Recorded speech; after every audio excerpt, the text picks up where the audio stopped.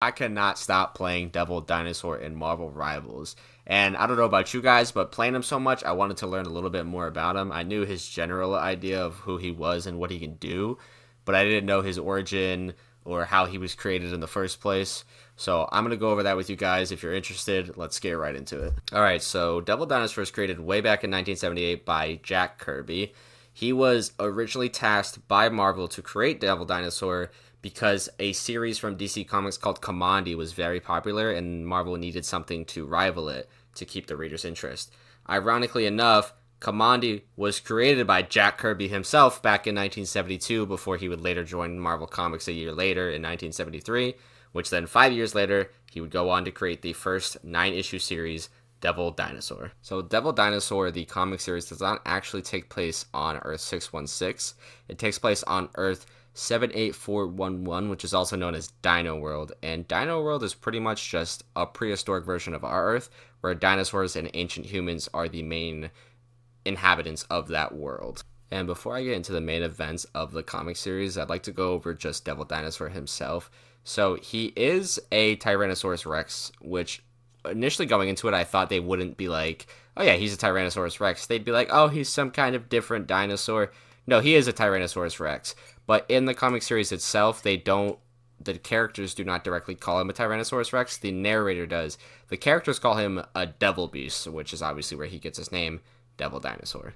Even though Devil Dinosaur's species is called Devil Beast, they are pretty much just regular T-Rexes. And Devil Dinosaur specifically is a mutated T-Rex. That's why he has red skin. But in the comics, as you'll see, he does not actually have horns and he cannot actually breathe fire. Rivals added that to spice up his design a little bit, and I like the changes for the most part.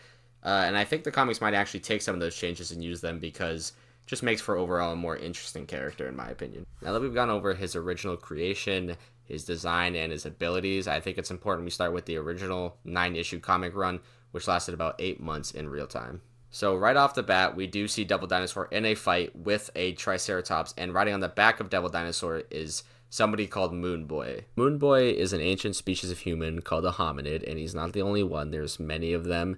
His specific tribe is called the Small Folk. They're intelligent, they can use tools.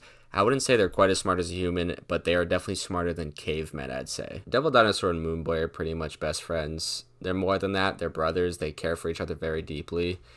And so we see this right away in this fight. You can see Moon Boy's warning Devil Dinosaur about the Triceratops horns, looking out for him while the Devil Dinosaur is, fighting this Triceratops. He very easily defeats the Triceratops. Clearly, he's much stronger than a regular dinosaur.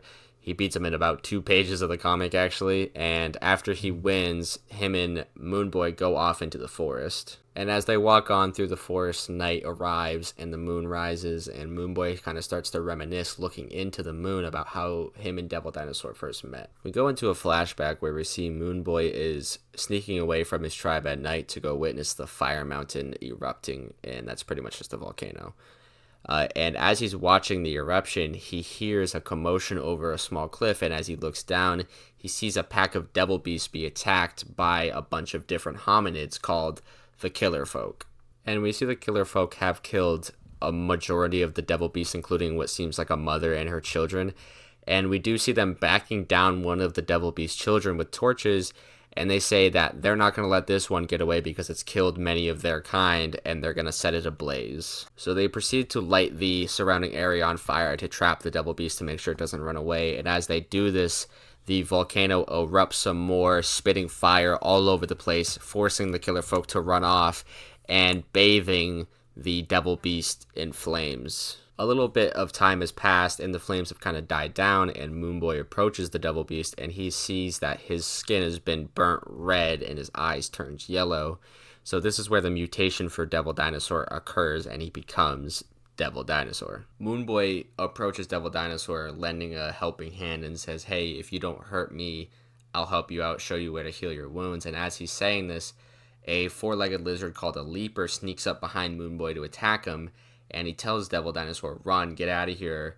And Devil Dinosaur doesn't listen. He jumps up, grabs the Leaper in his jaws, and whips him as far as he possibly can, saving Moon Boy. And after seeing how strong Devil Dinosaur still is, even after that torture, Moon Boy realizes that he could have still injured him and so he knows that he's kind of friendly. So he shows him, he leads him into the forest and shows him where he can heal his wounds and eat and relax for a while. After relaxing and healing up a little bit, getting their stomachs full, Moon Boy decides it's time to go back home, so he gets on Devil Dinosaur and leads them back to his tribe. But as he gets there, the small folk freak out because they see a giant red T-Rex approaching. But Moon Boy calls out to them and says, hey, it's okay, you guys don't have to be scared.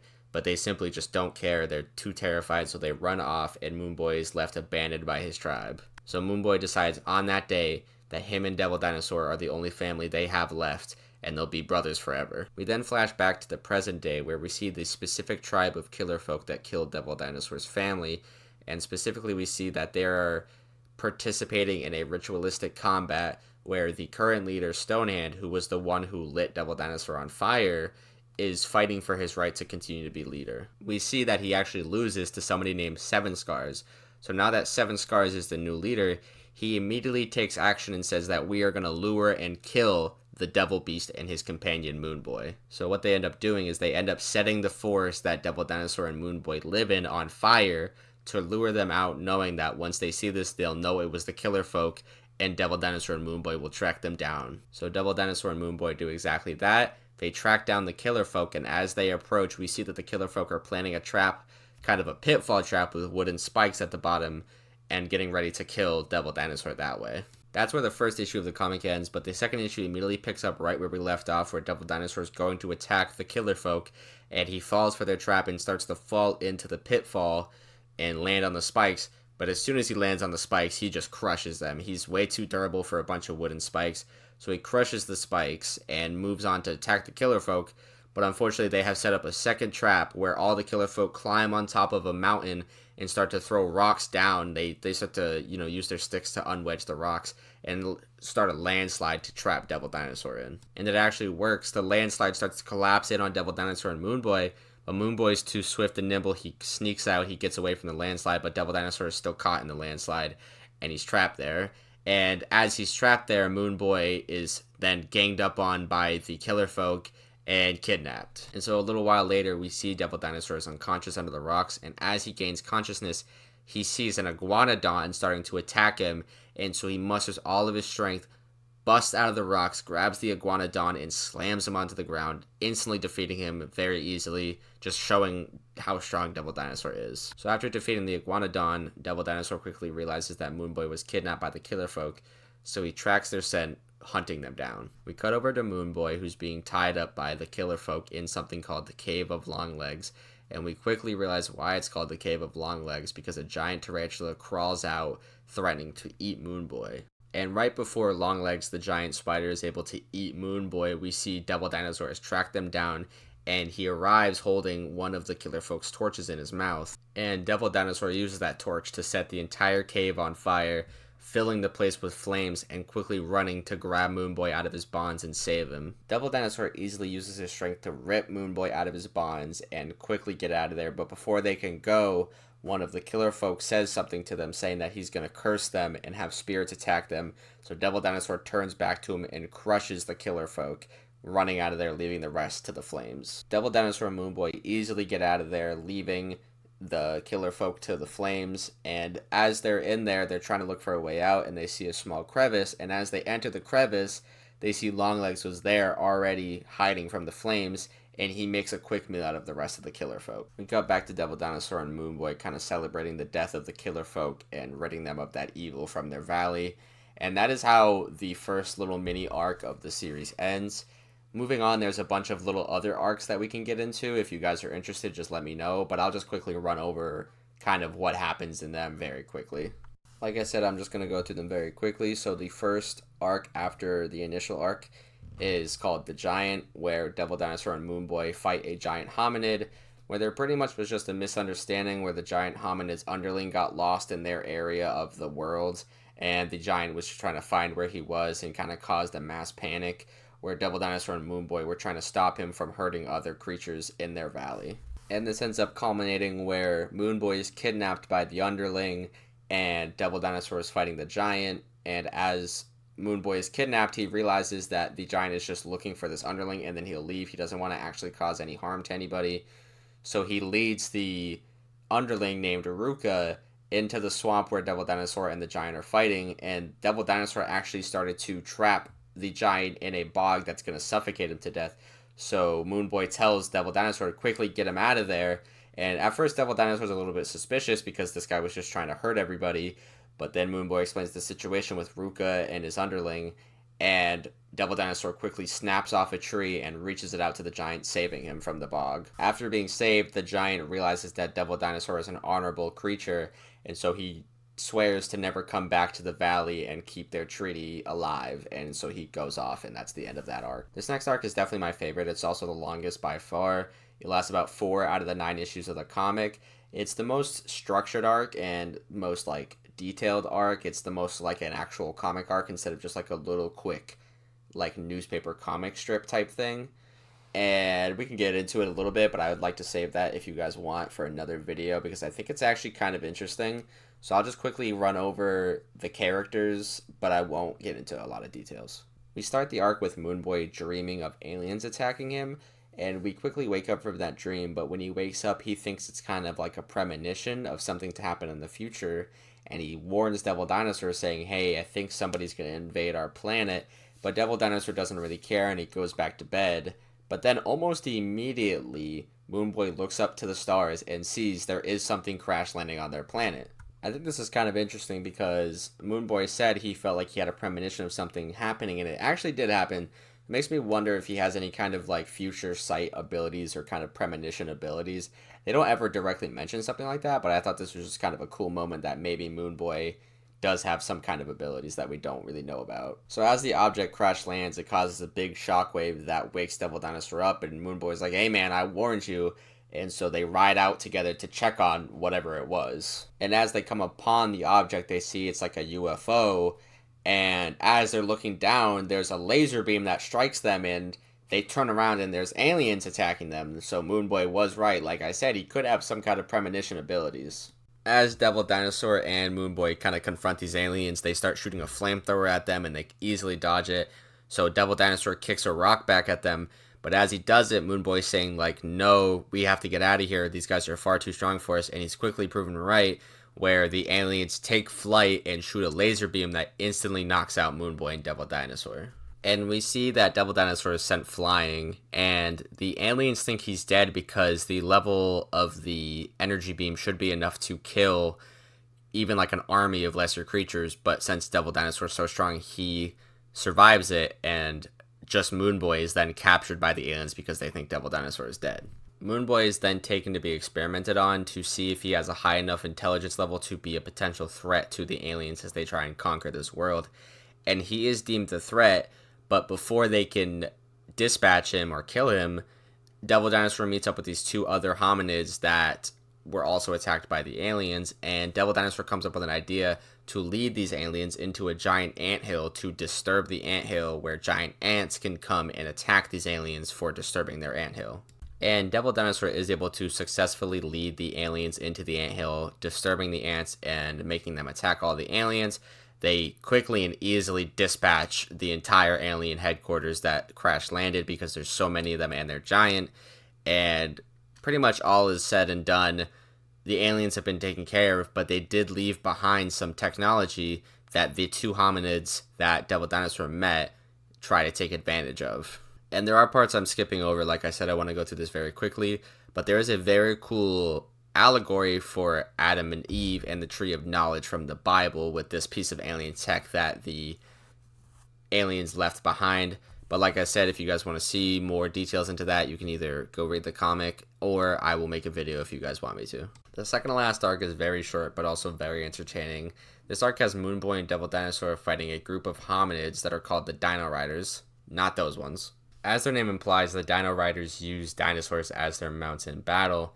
And on a random day, the Dino Riders and their leader sees Devil Dinosaur and Moon Boy out on an adventure, and the leader decides that he needs Devil Dinosaur as his mount. So they come up with a plan to trap and tame Devil Dinosaur, and it actually works. Using their experience of capturing other dinosaurs, they come up with a whole system to take down Devil Dinosaur, but they aren't able to also trap Moon Boy, so Moon Boy has to go back to his tribe of small folk and convince them to save Devil Dinosaur. Once Moonboy is able to meet back up with his old tribe of small folk, he starts a emotional and riveting speech of how Devil Dinosaur has been saving them from countless threats forever now in the valley, and the reason why they're able to live so comfortably in the valley is because the protection that Devil Dinosaur provides. And Moonboy is actually able to rally the small folk to come up with a plan to take down the Dino Riders. Their plan is to lure every Dino Rider into a different trap by all scattering out, and it actually works. They're able to either lure them into the swamp so they fall into the bog like before, or they cause a landslide, or they create a pitfall. So all traps we've seen before in the series, which I thought was a very cool callback. And we actually get another callback when we realize that the leader of the Dino Riders is not falling for the trap, and he's riding a Thunderhorn, and he decides he wants to have a fight with Moonboy and Devil Dinosaur. And if you remember, in the first issue, the very first time we see Moonboy and Devil Dinosaur fight together, they're fighting a Thunderhorn, and just like in the first issue, they easily defeat the leader, taking him down and once again saving the valley from evil. The very last issue of Devil Dinosaur is another very short arc, but it does set up a way for Devil Dinosaur to reach outside of his Earth Dino world and interact with our main 616 Earth. So this arc begins with Devil Dinosaur and Moonboy encountering an old lady called the Hag of the Pits.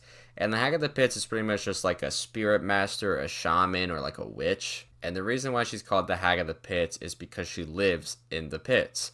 And the pits are pretty much portals to another world, but the people of Dino World don't understand that, so they think it's just the spirits taking people away, never to return, and somehow the Hag of the Pits is able to control the spirits. As Devil Dinosaur and Moonboy encounter the Hag of the Pits, Devil Dinosaur immediately wants to pick a fight with her because she's a hag, and she's going to take them away and banish them to the spirits. But Moonboy says, "Do not do this, Devil Dinosaur. She's much stronger than us. We should not pick a fight with her." And once again, showing Moonboy's intelligence, he's immediately proven right as they fall into the pit and Devil Dinosaur falls into a portal while Moonboy is able to save himself and hang onto a rock while he thinks his brother is gone forever and never to be seen again. We cut to Devil Dinosaur to learn that he isn't dead, but he's actually transported through time and space to the year 1978, where we meet a group of men hunting a bobcat, but they can't find it. But as they're hunting it, they hear Devil Dinosaur's roar, and so they quickly close in on him. And once they reach Devil Dinosaur, they clearly see a ginormous red T-Rex, so they freak out and try shooting him with their rifles, but Devil Dinosaur's hide is way too tough, and all the bullets simply deflect off of his hide. Even though Devil Dinosaur was not actually harmed by the bullets, he had never heard the sound of gunshots before, so he was frightened and he ran off into a city. Before we see what happens with Devil Dinosaur and the city, we see Moonboy back at the pits, and he's hanging on for dear life, and he's screaming for help, so the Hag of the Pits and her son send a rope down and pull Moonboy back up to safety. Once Moonboy is safe, he starts to beg the Hag of the Pits to save his brother, save Devil Dinosaur, but she won't hear any of it. She says, "Good riddance, I'm glad that Devil Beast is gone." But then Moonboy starts weeping and begging, just showing how much he really cares about his brother, so the Hag of the Pits points that out to his mother, and the Hag of the Pits says, "Yeah, they've been inseparable for as long as I've known them." And the son points out, well then, if they're so inseparable, wouldn't the spirits be angry that they've been separated forcefully? This finally convinces the Hag to help Devil Dinosaur. But before we see what they do to help him, we cut back to Devil Dinosaur where he's rampaging through the city, but not out of anger, but out of fear. He's scared. He's never seen things like this. There's cars honking at him. There's people screaming. He's never seen people like this. He's never seen machines like cars before. So overall, he's just terrified and lashing out. Because of how terrified Devil Dinosaur is, we see him attacking people and crushing cars and knocking over buildings. But we do see that a little kid approaches him and he stops his rampage for a second to see the kid and make sure that he doesn't accidentally hurt the child. So we know he's not doing this out of any malicious intent. And even though Devil Dinosaur isn't doing this maliciously, the military still shows up with tanks and missiles and starts to attack Devil Dinosaur. But thankfully, just in the nick of time, a portal opens up where Devil Dinosaur is able to escape and go back to his dino world. And on the other side of the portal, Moonboy and the Hag of the Witch are there waiting for Devil Dinosaur, where Moonboy is elated to see his brother once again. They thank the Hag of the Witch and ride off into the sunset. So the last arc ends right there, as well as the story. It's a very good story. I think it's a little bit dated, but I do very much enjoy it. I think the art is very, very good, especially in the scenes where they're fighting the aliens. I quickly went over that, but if you read the comic for yourself, do look at the, just take your time and enjoy the art as well because it's very beautifully done by Jack Kirby. Well, that's not where the video ends, though. I'm going to go over some quick other notable comic appearances because over the next 63 years before Devil Dinosaur meets up with Moon Girl, of course, you know Moon Girl, before he meets up with her, he has a bunch of random kind of run-ins with different characters, so I'm going to quickly just mention some of those, show some cool panels, and then we'll move on to the introduction of Moon Girl. So like I said, quick notable appearances. He teams up with the Pet Avengers. He's teamed up with Spider-Man. He's teamed up with Ghost Rider. And I'd say most notably, he's teamed up with Godzilla, which is super cool. It takes place in King of the Monsters issue number 22. Very cool comic. Very much recommend reading it. It's a super cool little crossover with Godzilla and Devil Dinosaur.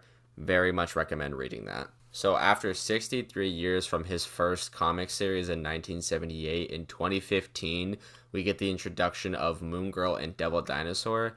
And just to talk about Moon Girl for a little while now, because she's a very interesting character and very important to Devil Dinosaur, by far the most important character, I'd say even more important than Moon Boy at this point. She is an 8-year-old student at an elementary school. She is also arguably the smartest person in the Marvel Universe. I would say there's a couple people a little bit smarter than her, but she's certainly top 5, and you can't argue that, which is crazy because that's not even a superpower. That's just base, raw intelligence. Although her superpower isn't her super intelligence, she does have a superpower because she is an inhuman, and that's what the majority of the beginning of Moon Girl and Devil Dinosaur is about, is Moon Girl trying to avoid activating her latent powers as an inhuman. And if you don't know who the Inhumans are, they're pretty much like the space version of mutants, like the X-Men. And I'm sure there'll be people who are offended that I even dared to compare the Inhumans to the mutants, but I personally love the Inhumans, and while they are very similar, there are some main differences between the two. The main difference between the Inhumans and the mutants are the way their abilities are activated. So mutants can activate their abilities at any time, usually during adolescence, and it just has to be in moments of high duress or high emotions. And the Inhumans will never activate their abilities naturally. They have to come into contact with something called the Terrigen Mist, and that will either awaken their abilities or turn them into monsters. So how it works is when they come into contact with the Terrigen Mist, they undergo a genetic process called Terrigenesis, and when they start Terrigenesis, they'll kind of wrap themselves up in a cocoon like a butterfly or a caterpillar turning into a butterfly, and then once they emerge, their transformation is complete and they have their new powers. Whether or not those can disform their look or how they're shaped can vary. Some people just get non-noticeable powers. So like I said, very similar to mutants, where some mutants you will not be able to tell they're mutants from their physical appearance, while others it's very, very obvious. And the reason why I'm explaining all this is because to Moon Girl, it's very relevant because she is terrified of Terrigenesis. She wants to avoid that as much as possible because she's scared of how it'll change her life. So the reason why she even finds Devil Dinosaur in the first place is because she's looking for ways to avoid the Terrigen Mist by tracking down Kree technology, who are the ones that created Inhumans, and she finds a Kree device. The device she finds is called an Omni Wave Projector, and pretty much what it does is just create a portal to another universe. So I'm sure you're going to see where this is going when Moon Girl brings the device to school, and her gym teacher thinks it's a ball she's playing with, and he starts spinning it on his finger. And when he's spinning it on his finger, it opens the portal, which then leads to Dino World. So then once the portal's open, we cut to Dino World, where we see Moon Boy is being attacked by a bunch of killer folk because he has the Omni Wave Projector, but to them it's a talisman called the Nightstone. So as they're attacking him, the Nightstone activates, or the Omni Wave Projector activates, and it opens a portal to Earth 616 and to Moon Girl and her Omni Wave Projector. So the killer folk go through the portal thinking that the Nightstone went through the portal when it's actually the portal itself, but they don't know that, so they all jump through the portal. And after they jump through the portal, Devil Dinosaur unfortunately finds Moon Boy beaten, and unfortunately he passes away right there, so Devil Dinosaur gives chase at the killer folk to avenge his brother. So this obviously leads to Moon Girl and Devil Dinosaur meeting, and I will end this section of the video right here because I don't want to go into the entire comic like I did the last one, mainly because the last comic is a bit dated, and I understand if you don't want to read it because the dialogue can be a bit choppy, But this comic I very much recommend reading. Obviously, it's not dated at all. It's only from 2015. The dialogue is very good. The characters are super interesting, and the art is very beautiful. I very much recommend it if you're a fan of Moon Girl or Devil Dinosaur. So like I said, Moon Girl and Devil Dinosaur from this point on become best friends and partners, and they're very important to each other. And later on, we do learn Moon Girl actually does awaken her inhuman ability, and it's mind transference. So she's able to transfer her mind into Devil Dinosaur's body. So it leads to very good story arcs with stuff like that. Overall, Devil Dinosaur, I mean, he's really good. He's super underrated. Very glad Marvel Rivals decided to add him. If you guys want me to make any other videos on certain characters and rivals, please leave it in the comments, or any other stories from any comics. I don't mind if it's Marvel or DC. I'm going to keep making Rivals videos for every new character and some other characters that are already out, just to keep them updated. But please let me know who you guys want to see first, or who you want to see in the future. Thank you guys so much for watching my first video. I'll catch you guys later.